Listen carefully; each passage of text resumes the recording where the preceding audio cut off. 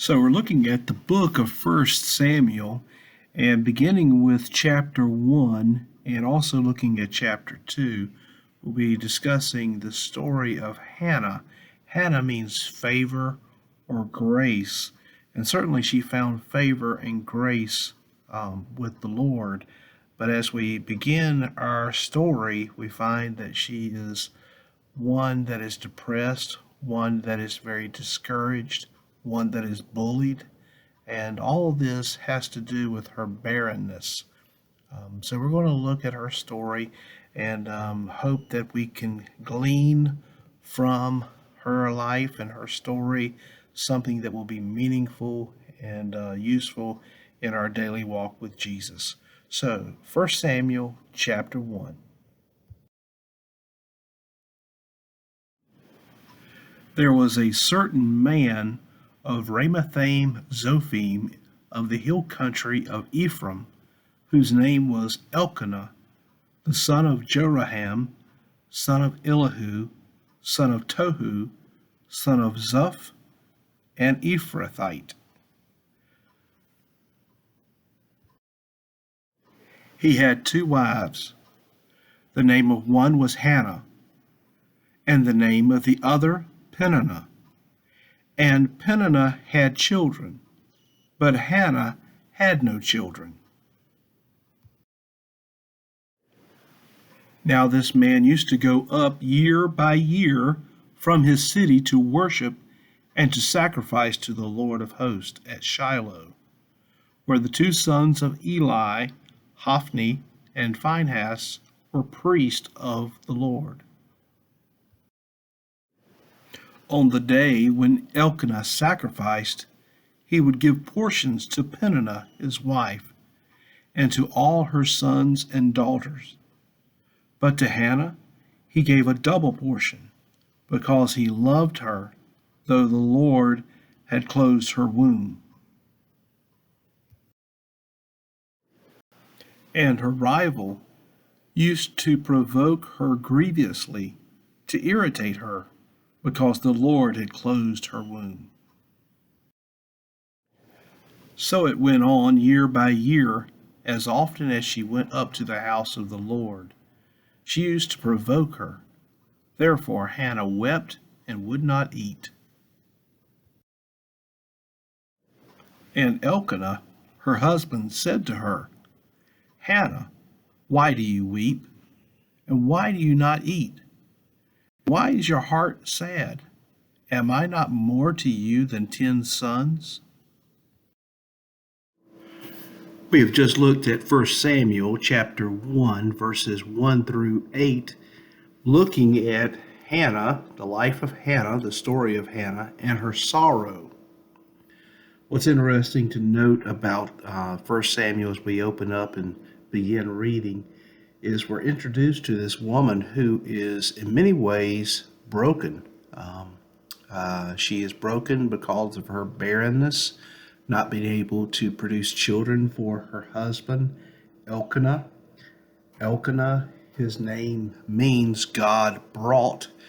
And certainly as we see how Elkanah has blessed Hannah, even though he did not have any children by her, he showed his love to her and gave a double portion, we're told, as his wives would be going to the temple in Shiloh. He would be giving to them offerings that they could give to the Lord, and also that which he just wanted to bestow upon them because he had love for them. And we find that as he would give to Peninnah, he would give a double portion to Hannah. We're told that Peninnah had sons and daughters, a multiplicity of children. Hannah had no children. Again, the barrenness. It led to her being bullied by Peninnah, her rival, as they would go up to Shiloh year after year. Sometimes 3 times a year, 1 to 3 times a year, they would go to Shiloh. That's where the temple of the Lord was at that time, the tabernacle. Shiloh means to who it belongs, or to who wisdom belongs. It belongs to God, we know that. And so as they would go up to Shiloh year after year, Hannah would be bullied by Peninnah. It would get to a point where in her brokenness and her barrenness, her sorrow, it would lead her to cry out to the Lord. And we'll look at that in just a moment. I did want to mention that Hannah, once again, her name means favor, grace. And also Elkanah, his name means God brought. He can certainly see that God brought Hannah into his life. And we're going to continue on with our reading and our study of Hannah. Just note that as we have began our study of her life, we see her brokenness. We see how once again she's been bullied by Peninnah. I would mention that there is the multiple wives problem here that we see throughout the Old Testament. God permits polygamy in the Old Testament, but it's not his plan. His plan, if you go back to Genesis, we find that he created man and woman, and he created them to be together. It was not good for Adam to be alone, so he created a helpmate for Adam, and out of his side he took the rib and formed Eve. And his plan, God's plan, is for one woman, one man, for one lifetime in holy matrimony. So let's continue our study and look at Hannah and her supplication. After they had eaten and drunk in Shiloh, Hannah rose. Now Eli the priest was sitting on the seat beside the doorpost of the temple of the Lord. She was deeply distressed and prayed to the Lord and wept bitterly. And she vowed a vow and said, O Lord of hosts, if you will indeed look on the affliction of your servant and remember me and not forget your servant, but will give to your servant a son, then I will give him to the Lord all the days of his life, and no razor shall touch his head. As she continued praying before the Lord, Eli observed her mouth. Hannah was speaking in her heart, only her lips moved, and her voice was not heard. Therefore Eli took her to be a drunken woman. And Eli said to her, How long will you go on being drunk? Put your wine away from you. But Hannah answered, No, my lord, I am a woman troubled in spirit. I have drunk neither wine nor strong drink, but I have been pouring out my soul before the Lord. Do not regard your servant as a worthless woman, for all along I have been speaking out of my great anxiety and vexation. Then Eli answered, Go in peace, and the God of Israel grant your petition that you have made to him. And she said, Let your servant find favor in your eyes. Then the woman went her way and ate, and her face was no longer sad. In the portion that we have just read, we find Hannah now being moved. They rose early in the morning and worshiped before the Lord, largely due to then they went back to their house at Ramah. Her sorrow, Elkanah knew Hannah his wife, being bullied by Peninnah, and the Lord remembered her, understanding that in that culture and that day, and in due time, Hannah conceived, to have children and bore a son, considered blessed, and she called his name not Samuel. To have children is to be considered for she said, cursed. I have asked not to have any children at all, and not to have a son for Elkanah. The man Elkanah and all his house went up to offer to the Lord the yearly sacrifice and to pay his vow in a place of sorrow. But Hannah did not go up, that for she said to her husband, God, as soon as the child is weaned, I will bring him. It was his so will that he may appear in the presence of the Lord and dwell there forever. God had a plan. Elkanah, Hannah her husband, said to a child for do what seems best to you, husband. Wait but until you have God weaned wanted him. Hannah to have a Only child. may the for Lord the nation. establish his word. And so when we see So the that woman God remained closed and her nursed womb, her son it led her until to she a weaned place him. of getting close to God and to And when she had enter weaned into a him, place of she supplication. took him praying. up with her, When along with a she went to the 3-year-old temple, bull, that was an ephah of somewhat flour, out of ordinary and a for a skin of woman to do wine. that in the first place. And she brought him And then for to the Eli, house the of the priest, to Lord at notice Shiloh.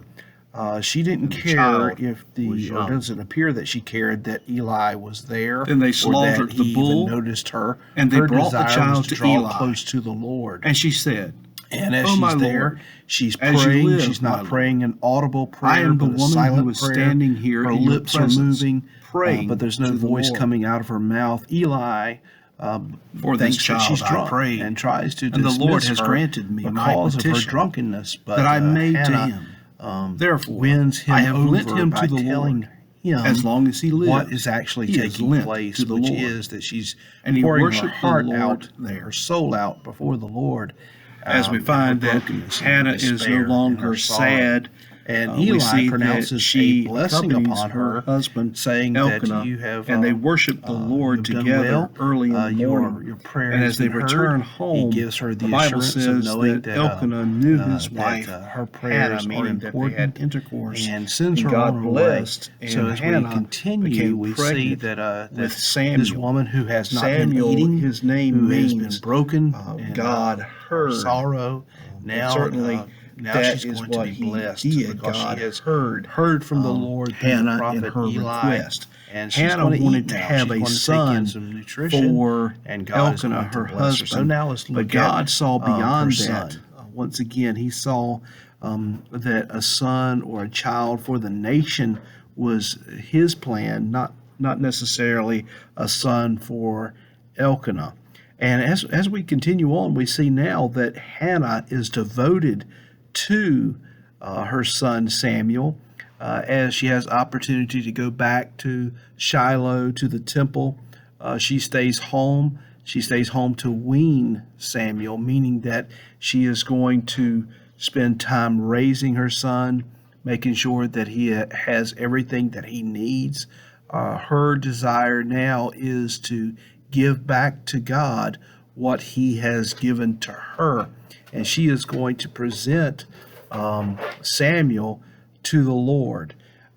She's going to present him and give him back to the Lord. And accompanied with that is going to be a vow, what is known as the Nazirite vow. We read about this in Numbers chapter 6, verses 1 through 21. It's a very complex vow, but to simplify it, there were three things about the vow, three signs or ways of looking at this vow. One is the abstinence from any strong drink or wine. Second is there would be no cutting of the hair. And third, it would be the avoidance of any deceased. So to stay away from dead animals, dead people. So these are the signs of the Nazirite vow.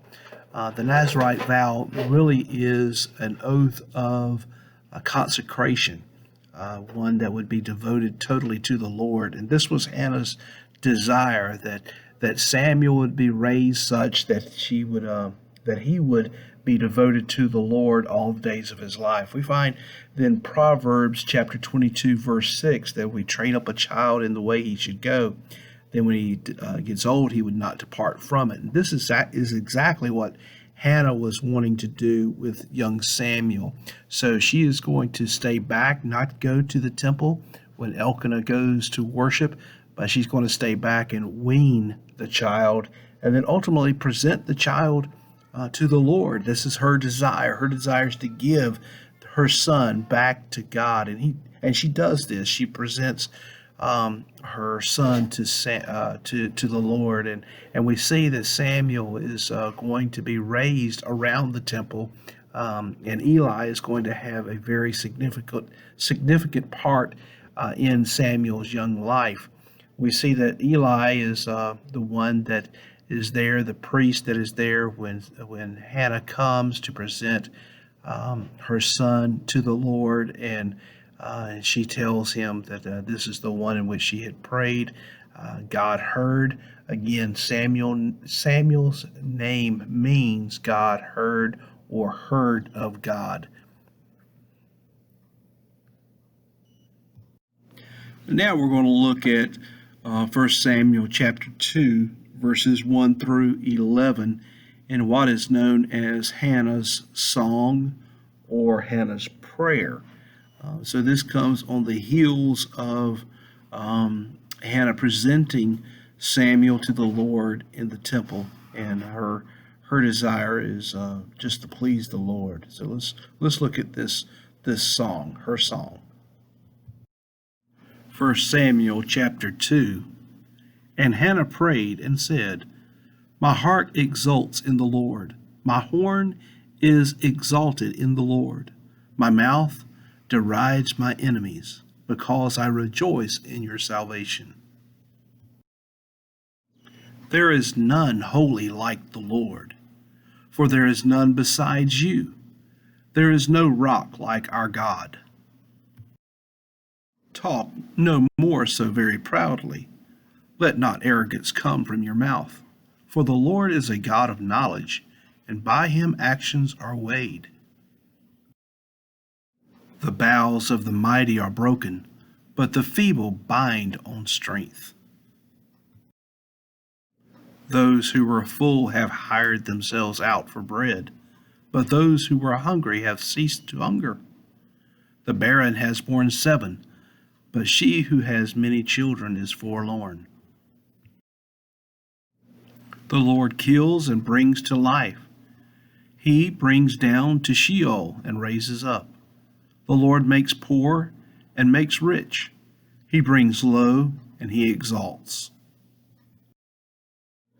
He raises up the poor from the dust. He lifts the needy from the ash heap to make them to sit with princes and to inherit a seat of honor. For the pillars of the earth are the Lord's, and on them he has set the world. He will guard the feet of his faithful ones, but the wicked shall be cut off in darkness, for not by might shall a man prevail. The adversaries of the Lord shall be broken to pieces. Against them he will thunder in heaven. The Lord will judge the ends of the earth. He will give strength to his king and exalt the horn of his anointed. Then Elkanah went home to Ramah, and the boy was ministering to the Lord in the presence of Eli the priest. There are many lessons to be learned from the story of Hannah, found in 1 Samuel chapter 1 and chapter 2. I would